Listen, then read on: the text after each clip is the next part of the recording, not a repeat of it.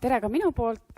Mina olen siis Sille Majandus-Kommunikatsiooniministeeriumist, majandusarengu asekantsler ja taustana nii palju, et minu portfell Majandus- ja Kommunikatsiooniministeeriumis on päris kirju.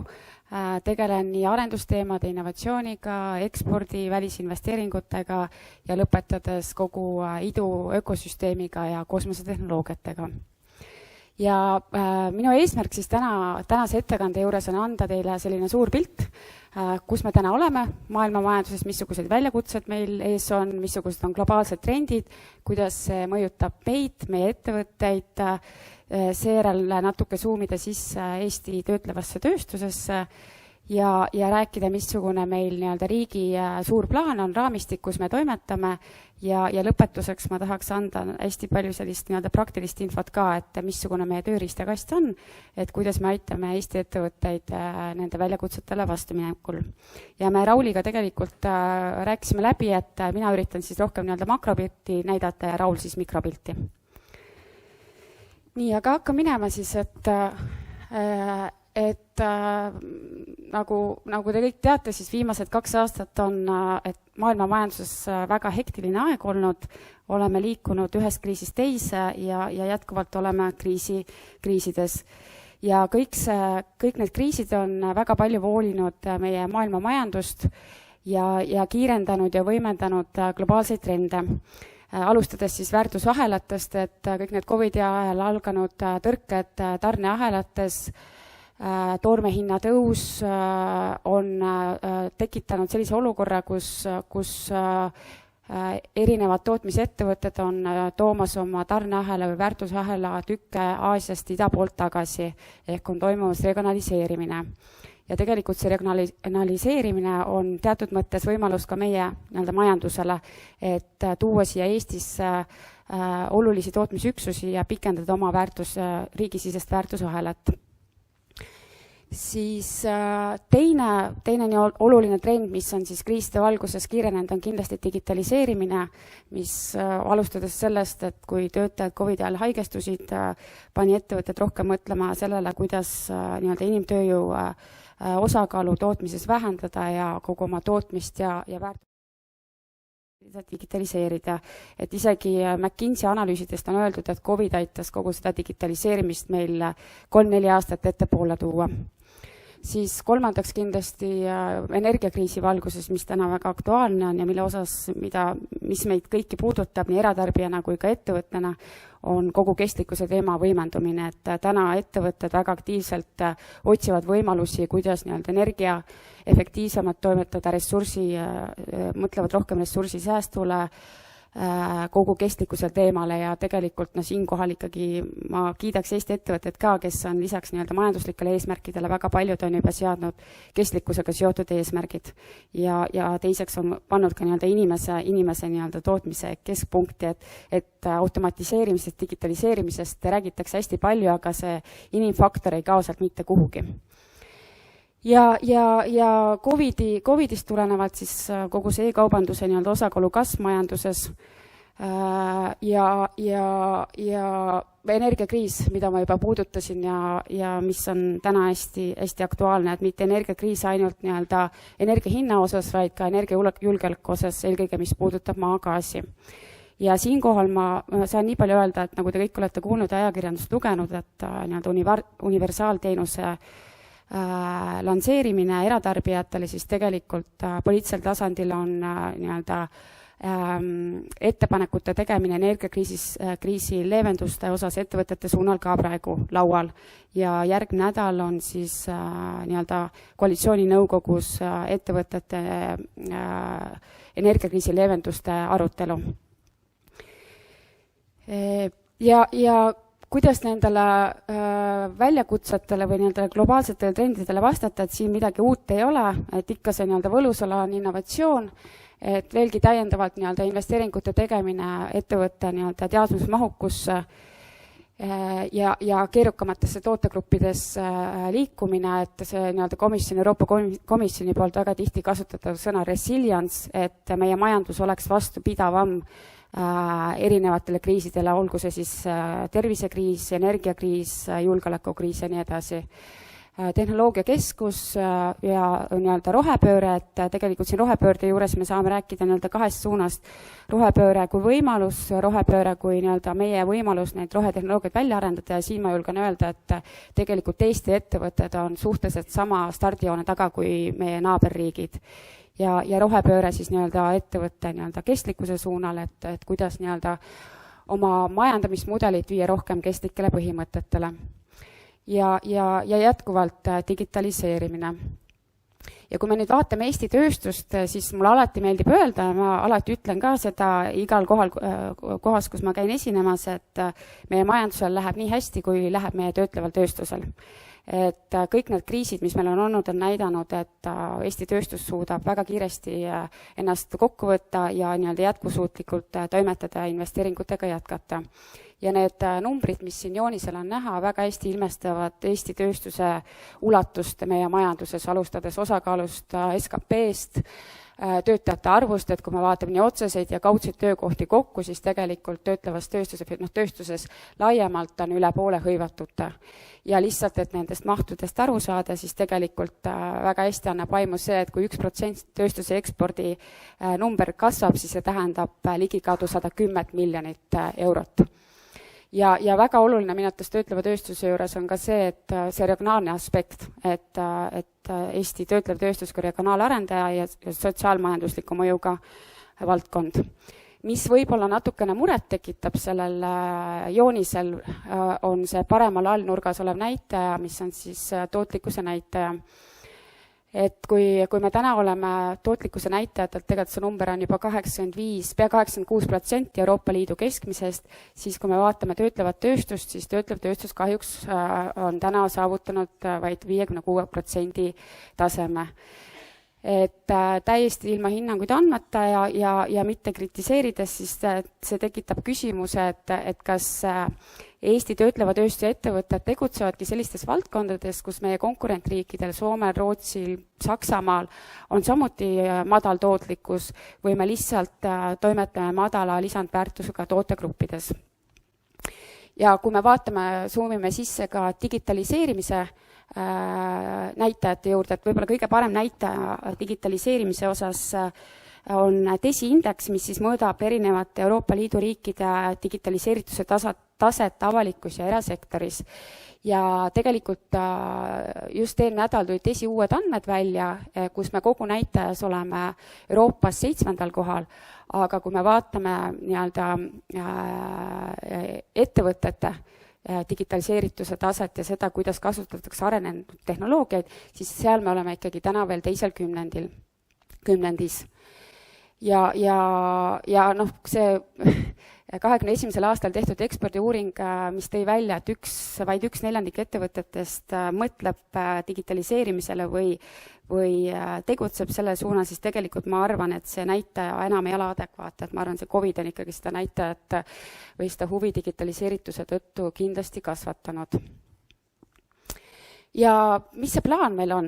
Et kui me vaatame ikkagi suurt pilti ja seda, nagu kuhu poole riik nii-öelda majandust suunab ja missugust majandust riik tahab, siis nii-öelda minu igapäevane piibel või plaan on eelmine aasta kinnitatud Eesti teadus-arendus- ja innovatsiooni arengukava, mille me tegime siis täiesti ajalooliselt esimest korda koos Haridus- ja Teadusministeeriumiga.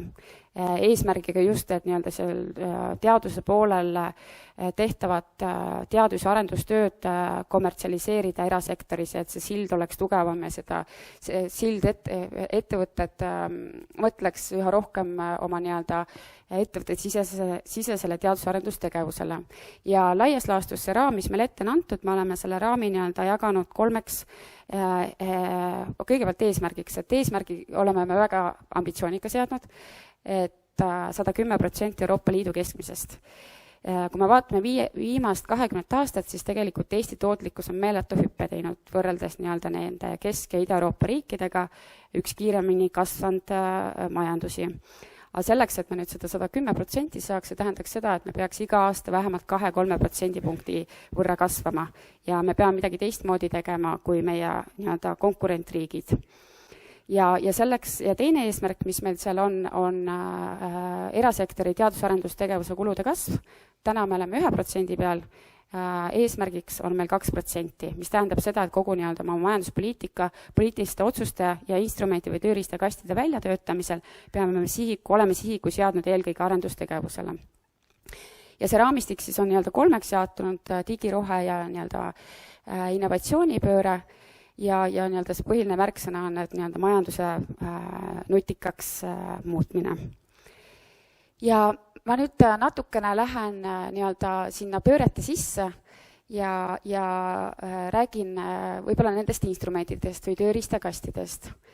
Ja innovatsioonipöörde juures ma tegelikult tahaks, väga hea näitaja on see, et Eesti on, kui me vaatame Euroopa Liitu ja konkurentriiki, siis Eesti on jõudnud top 10 innovaatorite hulka. Et me oleme tegelikult Euroopa Liidus 7 aasta jooksul kõige kiiremini kasvanud, mis on väga tore. Aga kui me tahame seda 2% saada, siis meil on vaja nii-öelda sihistada just rohkem nendele nii-öelda arendustegevustele ja nendest nii-öelda tööriistakastist, ma arvan, kõige olulisem on ära mainida, millega tõenäoliselt te ise olete ka väga palju kokku puutunud, on rakendusuuringud. Et rakendusuuringute programm on nii-öelda meil selline flagship programm, millega me alustasime 2020. aastal ja mis tegelikult on väga hästi näidanud Eesti ettevõtete isu ja soovi arendustegevust ja eksperimentaararendust teha. Tänaseks me oleme teinud me oleme teinud 3 vooru ja turule nii-öelda suunanud ligi 60 miljonit eurot, mis on tegelikult päris märkimisväärne. Ja sellel aastal viimane oligi rohefoorum, mille eesmärk oligi nii-öelda aidata ettevõtetel kestlikke tehnoloogiaid välja arendada ja need kasutusele võtta.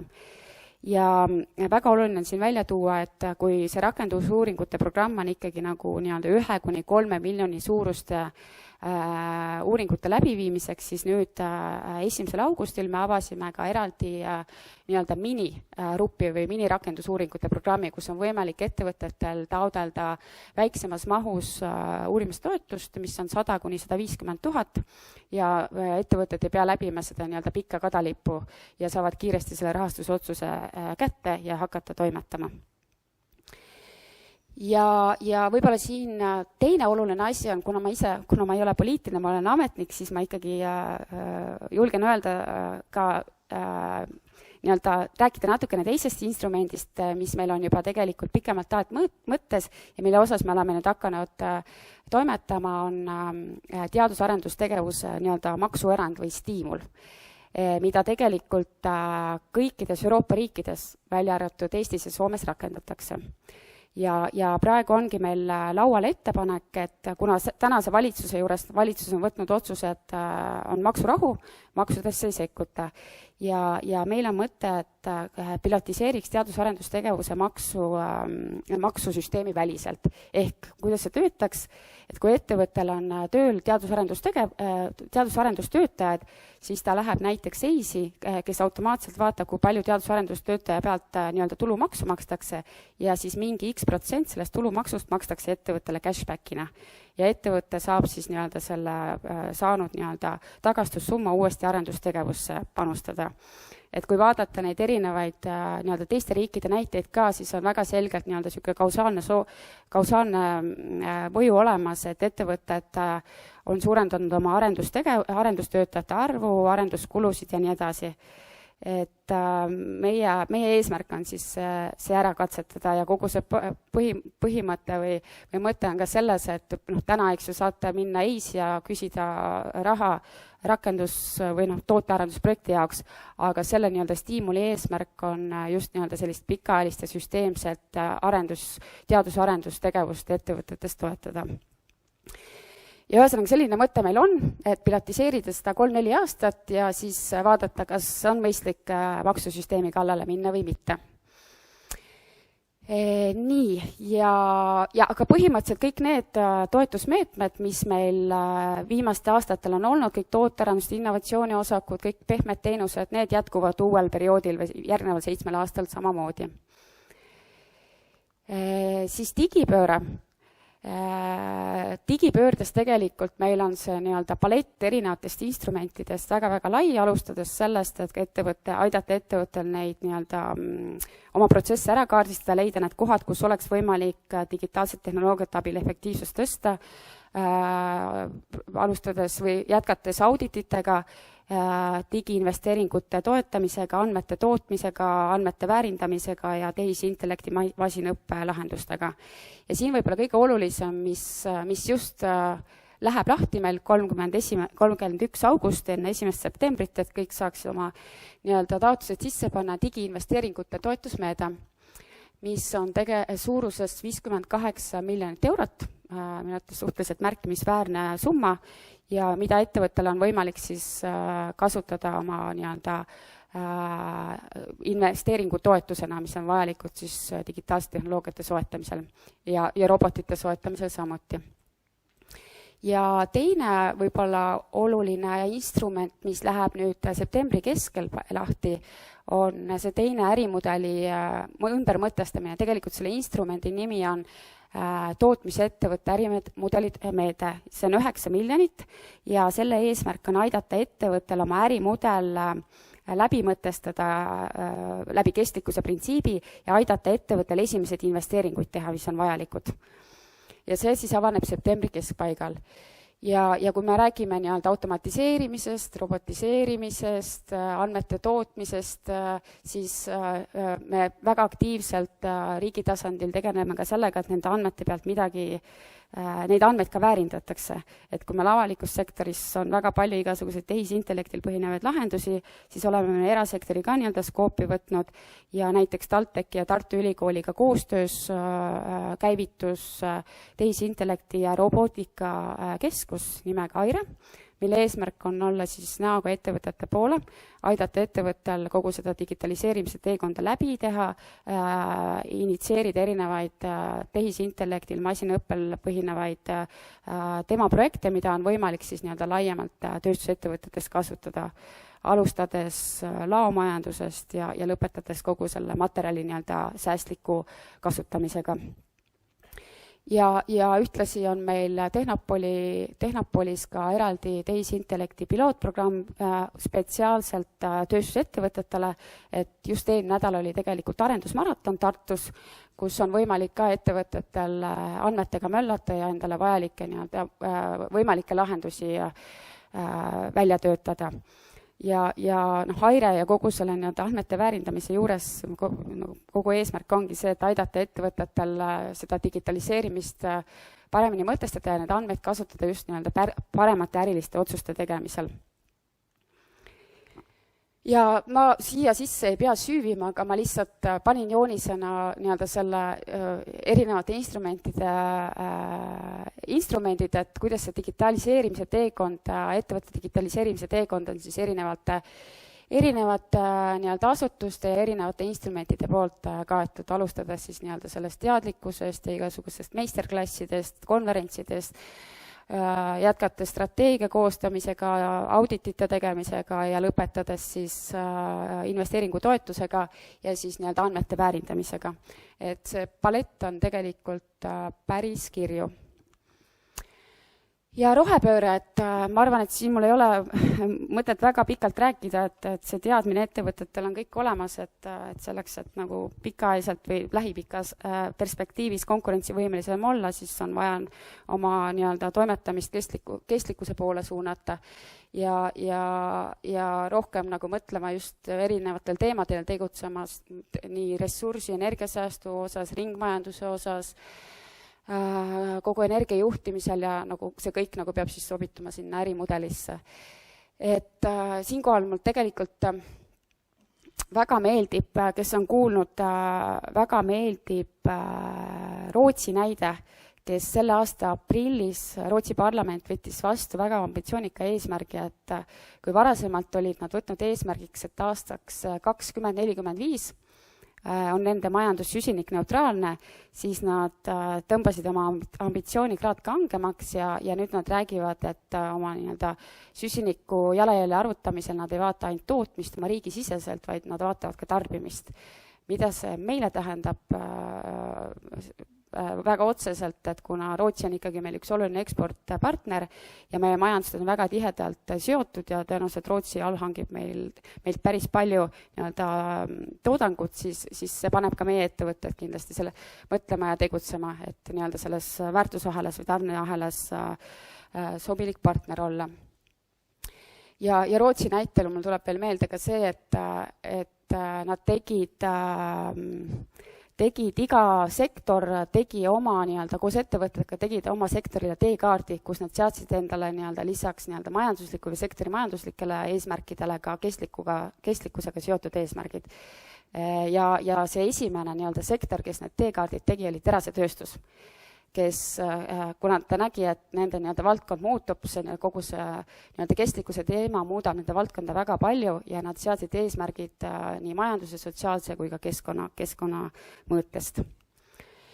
Ja meie nii-öelda riigi kõige suurem nii-öelda ülesanne või kõige olulisem roll ongi siin nii-öelda ettevõtete teekonnal tuge pakkuda ja tagada see, et kogu selle nii-öelda roheralli juures ja kõikide nende Euroopa Komisjoni toredate direktiivide valguses me valida õige tempo, et me toimetaks selle tempoga, mis ei kahjustaks meie ettevõtete konkurentsivõimet.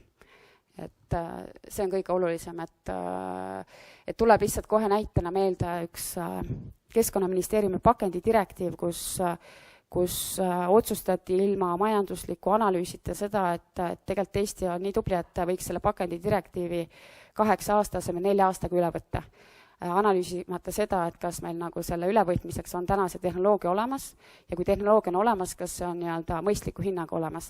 Ehk mida meie nagu see majandusministeeriumi poolt üritame kogu aeg nii-öelda pushide valitsuse tasandil on ka see, et iga nii-öelda keskkonnaga seotud direktiivi ülevõtmisel oleks majanduslik mõõde juures. Et seal oleks lisaks nii-öelda keskkonnamõjude hindamisele majandusliku mõjude hindamine juures. Ja lõpetuseks, et mis on meie plaan tööstuspoliitika vaatest, et kes teab ja võib-olla mäletab, et meil oli kunagi selline dokument nagu tööstuse roheline raamat. Aga see tööstuse roheline raamat ei läinud väga käima, sest et seal puudus konkreetne tegevuskava ja omaniku tunnetus. Ja nüüd me olemegi tegelikult tööstuse erialaliitudega kokku kirjutamas, oleme juba suht lõppfaasis tööstuspoliitika nii-öelda paberiga, plaaniga, mis on aastaks siis 10 aastaks. Ja me ei taha teha midagi, mis on nii-öelda riigi paber, et riigi visioon ja riigi suur plaan. Me oleme selle tööstuspoliitika kujundamisel või kokkukirjutamisel algusest peale mõelnud seda, et see on kokkulepe riigi ja ettevõtete vahel. Ja niisugune ilus eesmärk on ka see, et see kokkulepe võiks päädeda ka nii-öelda üle valimistsüklite. Ja nagu te näete ka siin visioonis on nii-öelda sees kõik need märksõnad, mida ma olen eelnevalt juba katnud, et meie tööstus on tark, tehnoloogiapõhine, kestlik ja konkurentsivõimeline. Ja et lihtsalt näha, et mis need nii-öelda põhiplokid on tööstuspoliitikas, on need mainitud juba digitaliseerimine, rohepööre, siis ei saa üle ega ümber tööjõust, mis on ükskõik missuguse ettevõttega räägid, üks top 3 probleeme. Regionaalne pool, et sellega tuleb kindlasti jõulisemalt tegeleda. Ja vähem tähtis jälle ka tööstuse nähtavus ja kommunikatsioon. Et tegelikult meil Eestis on väga ägedaid ettevõtteid, aga tihtipeale ikkagi, kui mõned kõrgemad riigiametnikud või poliitikud käivad kuskil väljaspool Eestit, siis väga lihtne ja kerge on rääkida meie tugevast IT-sektorist, aga tööstus on kuidagi tahaplaanile jäänud. Et minu arvates nii-öelda narratiiv või Eesti lugu, mis on hästi palju seotud IKT-sektoriga, võiks nüüd vaikselt ikka liikuda selles suunas, et meil on väga tugev tehnoloogiasektor, mille taga on meie väga tugev tööstus. Ja selle kuvandi loomisega tuleb tegeleda ja selle kuvandi loomisega saame me ka nii-öelda üheskoos tegeleda riik ja eraettevõtlus tugevas partnerluses. Et praegu lihtsalt on ka infona, et kui meil on Tallinnas Ülemiste keskuses selline nii-öelda koht nagu e-esitluskeskus, mille eesmärk on eelkõige nii-öelda sihtgrupiks on avalik sektor ja mille eesmärgiks on kommunikeerida Eesti ägedaid e-riigi digilahendusi, siis hetkel on nii-öelda plaan see e-esitluskeskus ümber kujundada selliselt, et sinna tekiks nii-öelda ka tugev tööstus taha. Et kui meile delegatsioonid käivad, siis me suudame näidata neile et kui ägedad tööstusettevõtted meil on ja kui ägedaid asju me teeme ja kui ägedad koostööpartnerid me piiriüleselt oleme. Aga see on minu poolt kõik. Aitäh teile!